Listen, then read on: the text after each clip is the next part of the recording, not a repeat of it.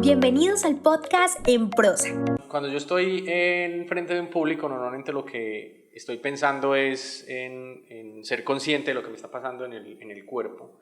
Entonces, hay veces que me doy cuenta de que estoy como encorvado, entonces la pregunta es, ¿qué estoy comunicando con eso? Porque no es como que estar encorvado en escena sea malo per se, ¿cierto? Puede ser que ese encorvamiento esté comunicando algo, pero cuando no soy consciente de lo que estoy comunicando, ahí es donde es problemático, ¿cierto? Porque el lenguaje corporal puede o redundar, enfatizar o puede ser ruido, ¿cierto? Sí. Con lo que estoy diciendo. Entonces, hay que estar conscientes ahí hay una magia también, cuando uno va a dar una conferencia, hay una magia de tener, como no es natural estar delante de más de 5 personas, eso no es natural, eso es raro.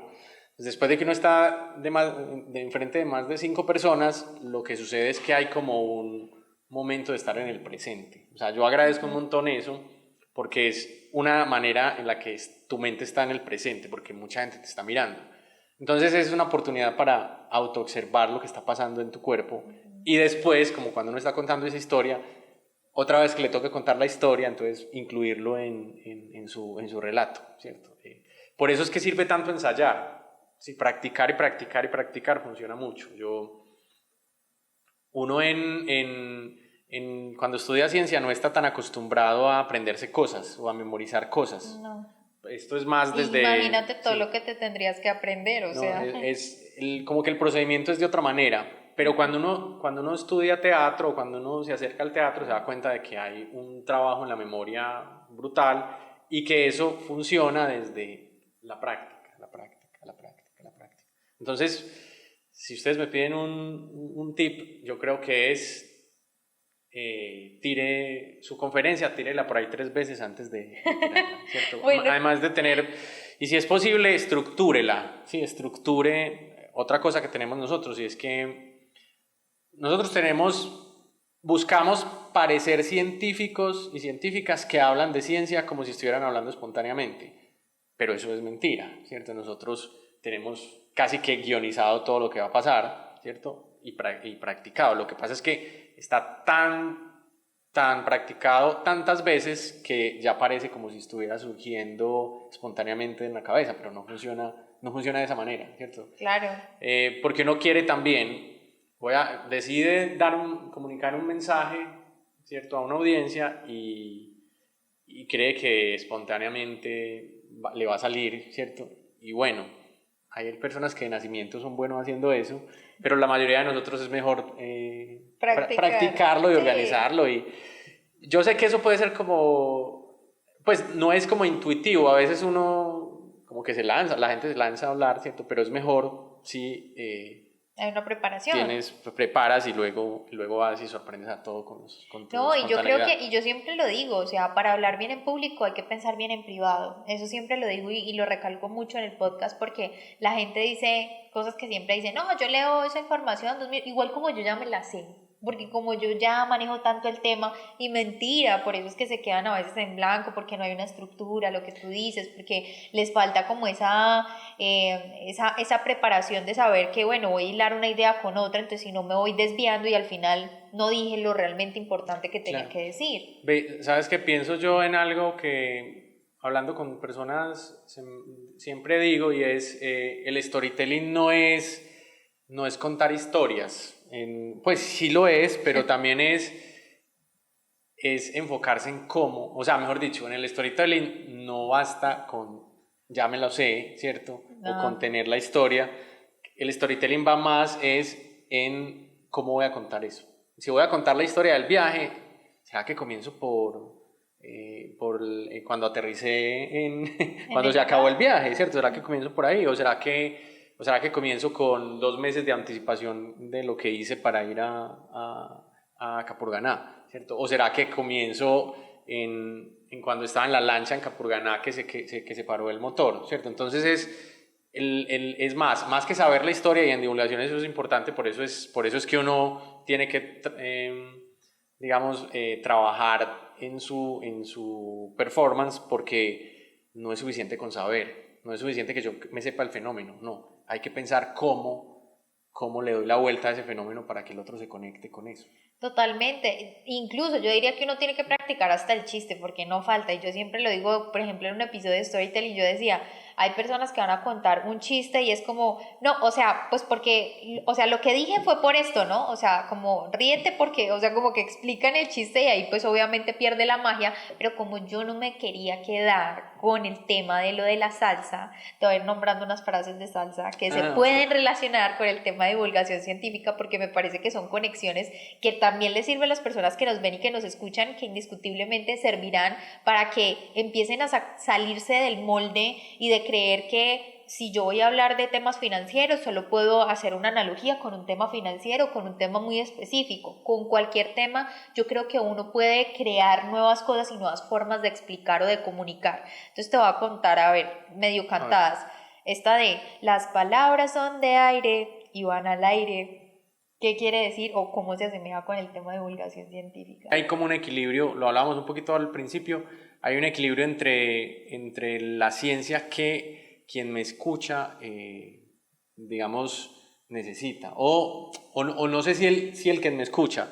Yo creo que también hay algo que yo repito también y es qué ciencia necesita mi historia, ¿cierto? Porque no es toda la ciencia la que necesita la historia, ¿cierto? Entonces, claro, hay unas palabras que si yo las digo van al aire en ese sentido porque el otro no se va a conectar con ellas. Entonces a veces es bueno darse cuenta de cuáles de esas palabras no necesito usar.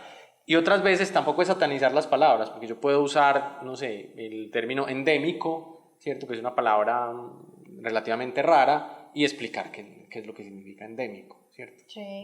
Una Tampoco especie se endémica. puede pues como satanizar el tecnicismo. Exacto, O la sí. palabra científica, porque eso muchas veces pasa, sobre todo que las personas tienden a pensar que cuando uno, por ejemplo, te lo pongo en temas de mis mentorías, las personas creen que porque uno les va a enseñar a hablar en público de manera natural, entonces no se van a poder expresar dentro de ese contexto en donde tengo que decir endémico o donde tengo que decir, no sé, cualquier frase o palabra que es necesario para poder comunicarme con el sector, como tú decías. Si es un paper, pues, pero este paper es hablado, por decirlo así, pues yo tengo que entender a quién va dirigido esas palabras que sí o sí necesito. Si tú no me entiendes es porque pues no va para ti, o sea, o pues no tienes el nivel para entender eso, y eso también hay que saberlo y entenderlo. Porque hoy en día es que todos tienen que entender, o sea, todos, ¿cómo decirlo sin que suene mal? No es que todo no se puede entender, pero las personas creen que si tú hablas enredado porque ellos no te entienden, está mal. O sea, hay muchas personas que hablan pues sus tecnicismos, sus vocabulario, su léxico, y lo hacen porque pues finalmente es sus temas. O sea, yo no le puedo pedir a esa persona, pues si tú no sabes de ese tema, pues pasa, porque en redes sociales pasa mucho eso, como que pues sigue adelante, pero no, se detienen a escribir el comentario, no, es que usted habla muy enredado, nadie le va a entender, no, usted no le entiende, pero eso no quiere decir que esté mal. Claro, y desde el comunicador también puede estar el otro extremo de pensar que utilizar un lenguaje elevado le da cierto estatus o cierto prestigio el también. rimbombante, ¿cierto? Como pues, la rimbombancia, ¿cierto?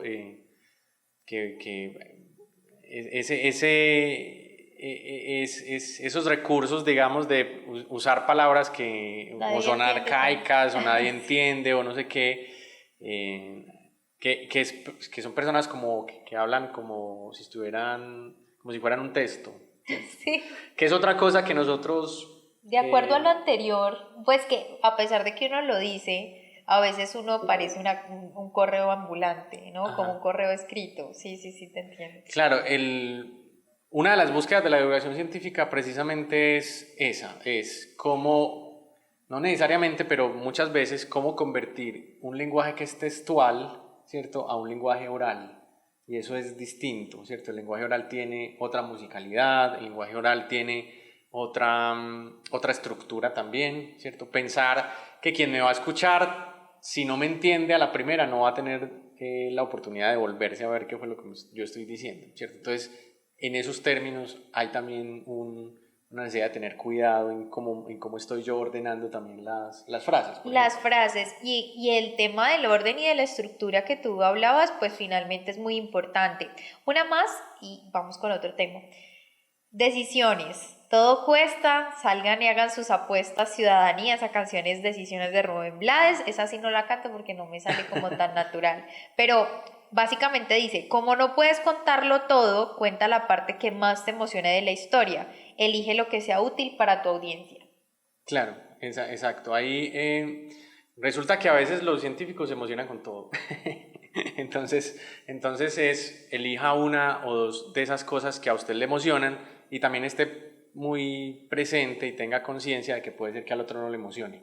Bueno, ¿Cierto? Que también sucede en comunicación. Volvemos al tema de la audiencia. Claro, exacto. Escuche un poco el otro.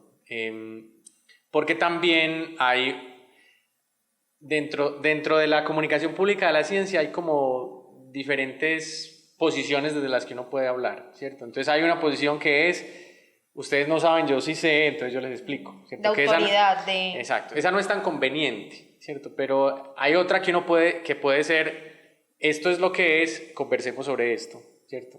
Incluso hay otra que es, esto es la ciencia que traigo, intentemos ser críticos con esto, ¿cierto? Y hay una posibilidad de promover también la crítica alrededor de cómo se hace la ciencia o de la institución científica, que a veces desde el lado del público parece como si la ciencia fuera incontestable, como si fuera acabada, como si no fuera hecha por personas que también se equivocan, que también tienen sus intereses de querer sobresalir, de querer ser los más inteligentes del grupo. Entonces eso también lleva a... No falta en el grupo. Cierto, no falta. Entonces creo que por ahí también hay una posibilidad de pensar con qué público estoy. Eso es muy importante. Creo que hemos aprendido un montón de cosas hoy acerca del tema de divulgación científica y ha sido maravilloso también darnos cuenta que indiscutiblemente necesitamos entender que hay muchas relaciones que no hemos explorado, muchos métodos,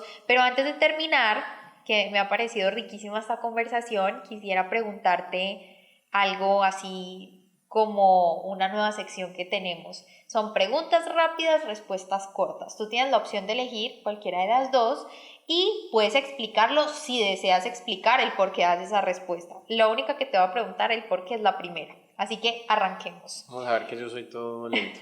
Ok, ¿con qué animal te identificas? Me gustan los osos. ¿Y por qué?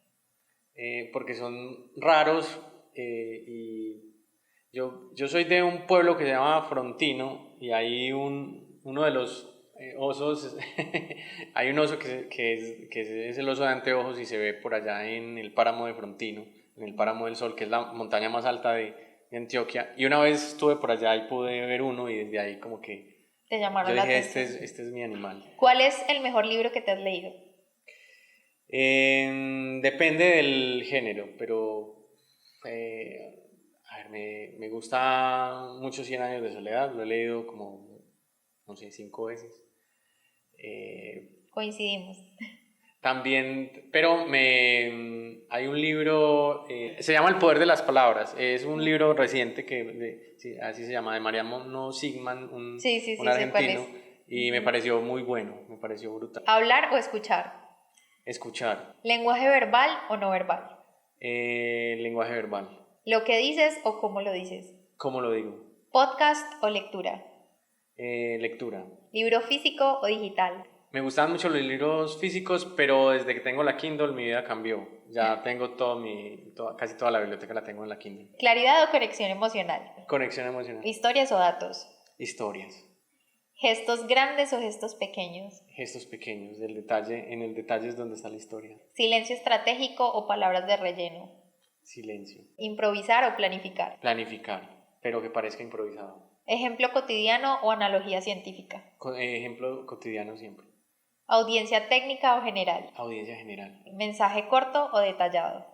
Mensaje corto. ¿Empatía o autoridad? Empatía. ¿Lenguaje técnico o coloquial? Coloquial. Y si es oral, mejor. ¿Primera impresión o cierre memorable? Ahí sí está buena. Cierre memorable. Ok. Todos merecen una segunda oportunidad. Oh, vea pues. Bueno, no sé si estoy de acuerdo con eso, pero no sé si sea posible una segunda oportunidad, Ok, así en la- como yo creo que te la estás imaginando, porque la primera impresión cuenta y cuenta mucho y eso determina En que sí. comunicación puede funcionar, puede contar mucho. Sí, Sí. totalmente, o sea, de ahí uno parte si le doy o no la segunda oportunidad, por eso las primeras impresiones siempre serán importantes. Y creo que esta primera impresión de la divulgación científica para mi comunidad de En Prosa Podcast ha sido de verdad maravillosa. Yo creo que me disfruté muchísimo y un montón haber hablado de todos estos elementos que en la vida cotidiana nos van a servir para comunicar y que nos sirven en nuestro día a día, de cómo esos temas que a veces parecen tan lejanos, porque tanto como la ciencia, como la parte matemática y muchas cosas del día a día resuenan, pero nos sentimos alejados de ellos, así que siento como mucha conexión con lo que acabas de mencionar y los elementos de este episodio, así que muchas gracias por aceptar esta invitación. No, a ustedes por invitarme. Fue muy divertido para mí también decir algunas cosas de las que estoy convencido a veces y otras veces también dudo, pero por ahí va la búsqueda. Totalmente, así que ustedes y yo por lo pronto tenemos una cita en un próximo episodio.